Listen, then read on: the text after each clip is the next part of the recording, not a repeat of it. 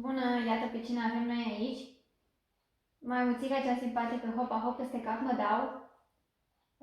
Ea stă în cutiuță cu capul în jos și de ce se întâmplă lucrul acesta? Hai să vedem.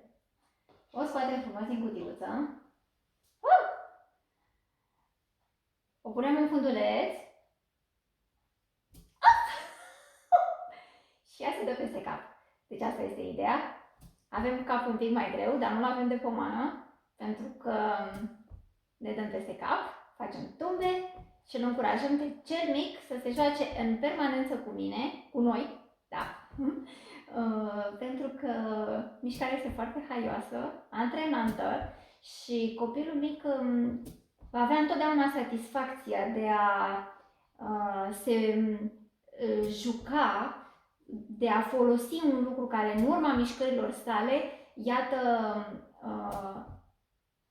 are alte mișcări. Da? Deci îi place să intervină asupra lucrurilor și să vadă că acțiunea asta asupra acestora are efect. Efectul este foarte haios pentru că mișcarea este o mișcare, cum să vă zic, așa de extensie. Parcă simți că ți se îndreaptă coloana, că te-ai întins tot, că ești arcuit cu totul. Exact cum trebuie să fii într-o atitudine sportivă și cu dragoste de mișcare, de viață, de acțiune și conștientizare a propriului corp. La urma urmei, a te da peste cap, mai ales pentru copii, este ceva fantastic.